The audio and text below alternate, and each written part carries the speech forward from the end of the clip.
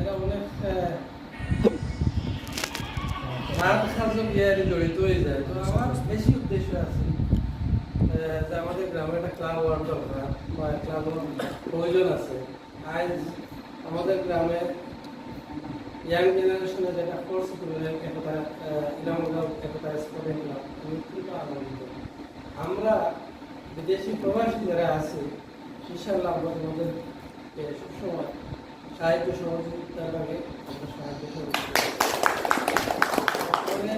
আমি তোমাদেরকে 20,000 টাকা আমি একটা